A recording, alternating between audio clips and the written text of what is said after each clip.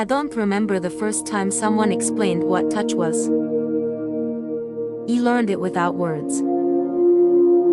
He learned it through hugs that lasted a second too long. Through hands that lingered where I wasn't sure they were meant to stay. Through smiles that said it's normal while my body felt something else. My first memory isn't that traumatic in the classic sense.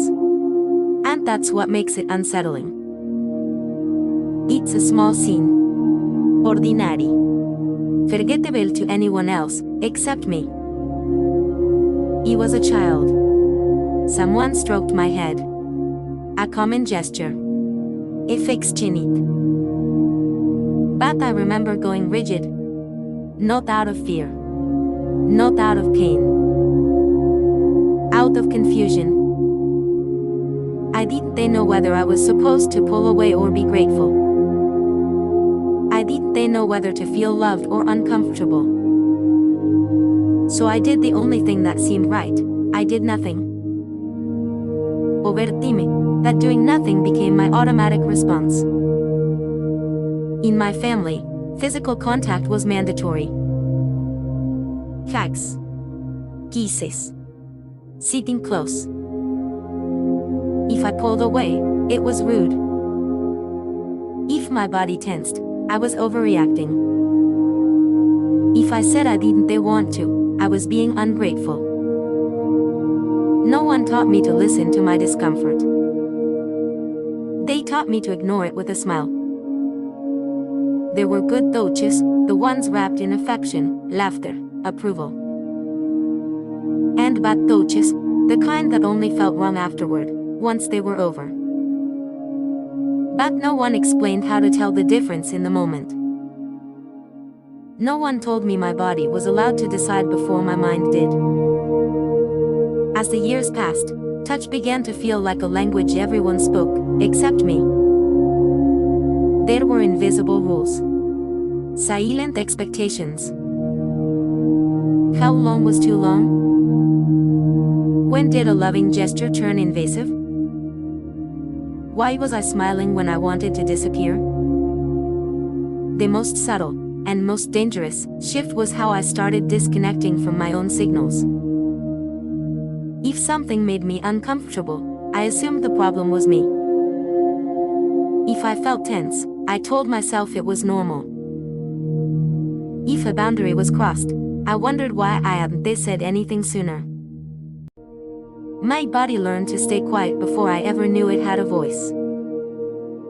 By the time I reached adolescence, I had internalized a distorted truth. Touch wasn't something you chose. It was something you endured, or offered so you wouldn't lose affection. And even though I didn't know it yet, that silent lesson was already writing my future. Relationship by relationship. Touch by touch. Confusing closeness with obligation.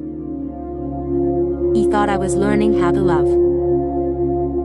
In reality, I was learning how to survive touch. In adolescence, no one teaches you how to tell the difference between desire and fear. They just tell you that feeling intense things is love, and I wanted to believe that. My first crushes didn't begin with deep conversations or trust. They began with lingering looks. With hands reaching for mine before I knew whether I wanted to give them. With that uncomfortable electricity I mistook for connection. There was a silent pressure in the air. If someone wanted to touch me, it meant they cared. If I allowed the contact, I was being mature. If I hesitated, I was cold. If I said no, I was overreacting. So I learned to say yes with my body, even when everything inside me was saying something else. Uncomfortable moments piled up quietly. Kisses that gave me nothing. Hugs that didn't calm me. Touches that didn't make me feel closer, only more trapped. But every time someone chose me physically, I felt relief. Validation. as if my worth were tied to how accessible my body was. That's where the illusion began. He started to believe that intimacy was something you proved, not something you built. That physical contact was the ultimate evidence of connection. That if someone desired me, then they truly saw me. There were relationships where everything moved too fast. Bodies intertwined before we knew what hurt each other. Skin to skin, but emotions miles apart. I remember one relationship in particular. Everyone said it was intense. Passionate. One of those you never forget. I believed it too. But every encounter left behind a strange feeling. Like I had given something without knowing exactly what it was. Like my body had played a role my heart didn't understand. Touch became transactional. He offered closeness to keep attention. To avoid abandonment. To feel like I belonged. And when something didn't feel right, I rationalized it. It's not that bad. That's just how relationships are. I'm probably exaggerating. The warning signs were there. Comments that crossed boundaries. Silence when I asked to slow down. Moments when my body checked out, even though I stayed. But I didn't see them as red flags. I saw them as the cost of intimacy. Over time, I noticed a painful pattern. The more physical contact there was, the less connection I felt. The more I gave physically, the emptier I became. And still, I kept going. Because I didn't know any other way to connect. He thought I was choosing. But in reality, I was repeating the only thing I had learned. That touch was the gateway to affection, even if it cost me myself. He didn't know that this confusion was setting the stage for something worse. For relationships that wouldn't just misunderstand my body, but also my silence. And that's when the roller coaster truly began. For a long time, I thought I was just unlucky in love. That I simply attracted the wrong people. That timing was the problem. It was always the same story. He met someone who seemed promising. The connection moved fast. And just when things could have become real, something broke. Sometimes I was the one who pulled away without knowing why. Other times, the other person grew distant, cold, unavailable. And I was left trying to understand the exact moment everything changed. What I couldn't see, or didn't want to see, was the pattern. When someone was emotionally present, patient, respectful, he felt uncomfortable. Restless. As if something was missing. There was no urgency. No intensity. No vertigo like the kind I was used to. And I confused calm with boredom. On the other hand, when someone was confusing, inconsistent, emotionally unavailable, my body reacted immediately. That's when I felt something. That's when I was activated. The push and pull felt familiar. Closeness followed by withdrawal. Touch without real presence. Without realizing it, I kept moving between two extremes. Running from those who could truly see me. And chasing those who only knew how to touch me, but not stay. Self-sabotage became subtle. It didn't scream. It didn't explode. He simply started feeling suffocated when someone wanted to know me beyond my body. He searched for flaws.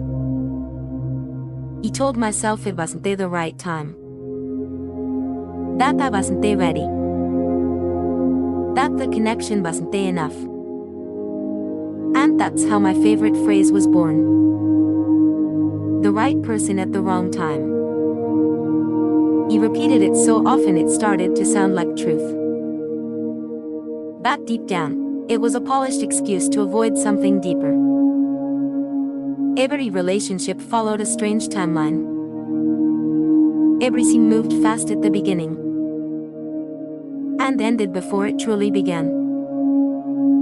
There was no time to build trust. No space for real vulnerability.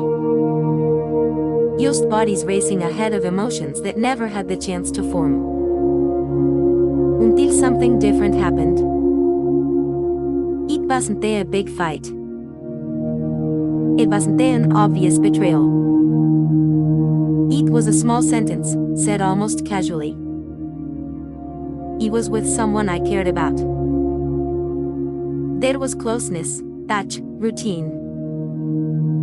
And in the middle of an ordinary conversation, they said, "You're here, but you're not really with me." It felt like a sharp blow to my chest. Not because it was unfair, but because it was true. He was physically present. He showed up. He responded. But emotionally, I always had one foot out the door. That night, I didn't sleep. For the first time, the question wasn't what they had done wrong. It was something far more uncomfortable. What if the problem wasn't who I chose, but how I understood intimacy? That was the moment the story I had used to protect myself began to crack. That was when I realized it wasn't bad luck. It was unexamined learning. And for the first time, I was afraid. Because if that was true, then I had to look at something I had avoided my entire life. My relationship with touch. With consent. With my own body. And I didn't know if I was ready to open that door. Starting therapy wasn't an act of bravery. It was exhaustion. He was tired of repeating the same story with different people.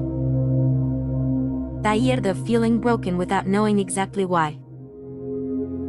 Tired of not even trusting my own reactions. The first time I spoke about touch out loud, I felt ridiculous. He didn't have a big event to point to. There wasn't a clear memory dramatic enough to justify so much inner chaos. Just fragmented sentences. Sensations. Tension in my body. I don't like being touched, but I don't know how to say no. Sometimes it feels like my body reacts before I can think. I disconnect. Like I shut down. That's when I heard something no one had ever told me before. The body remembers what the mind learned to normalize. It wasn't about blaming anyone or dramatizing the past. It was about understanding that my boundaries had never fully formed. He had learned to tolerate before I learned to choose. To please before I learned to feel. To read other people's expectations before listening to my own internal signals. In therapy, I began to notice small things. How my shoulders tensed when someone got too close. How I smiled automatically during uncomfortable contact. How I said it's fine when it clearly wasn't. Naming those things hurt more than I expected. Because it meant accepting that many of my consensual experiences hadn't truly been chosen. They had been negotiated from a fear of losing affection. Learning to distinguish healthy touch from learned touch was brutal. Healthy touch doente rush. Eat doente pressure. Eat doente need to convince you. Healthy touch waits. For the first time, I began practicing something that felt radical. Feeling before responding. Do I want this hug? Do I feel safe with this closeness? Does this bring me closer, or make me disappear? He also learned something even harder. Saying no without explaining myself. Not with anger. Not with apologies. Just no. The first few times, I felt panic. As if every boundary were a threat of abandonment. As if every no would cost me love. But it didn't. So many people left. And that hurt. But it hurt less than betraying myself again. Consent stopped being an abstract word. It became a daily practice. Insociastic. Reversible. Ganzes. He learned that my discomfort didn't have to be extreme to be valid. That my body wasn't exaggerating. It was protecting me. And one night, something small, but decisive, happened. Someone leaned in. Paused. And asked if I was okay. He felt the answer before I thought it. And for the first time, saying not yet.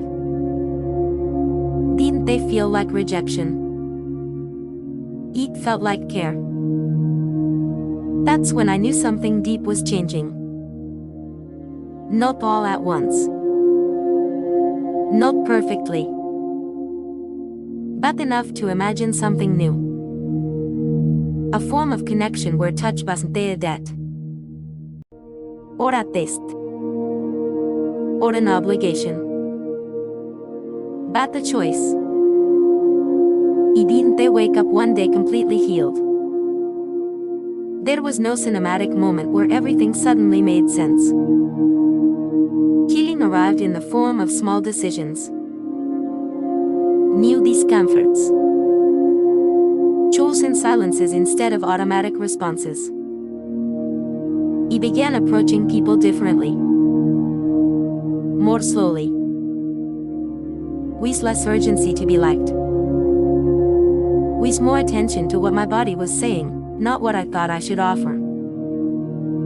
For the first time, physical touch stopped being the mandatory entry point to a relationship. Sometimes it came after trust. Sometimes it didn't come at all. And that was okay. Talking about my limits was still difficult. But it no longer felt like a shameful confession. It was information. It was honesty. Saying this is hard for me. Or I need to move slower. Didn't they push the right people away? It brought them closer in a different way. A more real way. A quieter way. I also learned that vulnerability don't always look intense. Sometimes it looks calm. Sometimes it looks like an uncomfortable conversation carried all the way through. Sometimes it looks like an outstretched hand that waits for permission before touching. There were setbacks.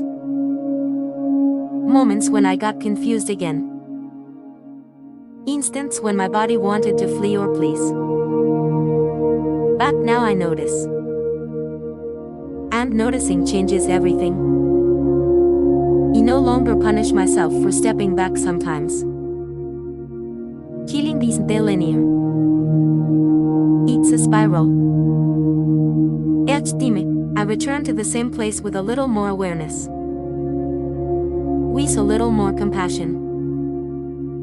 Today, I know my relational timeline was distorted for years. Not because I was broken, but because no one taught me how to read the language of touch clearly.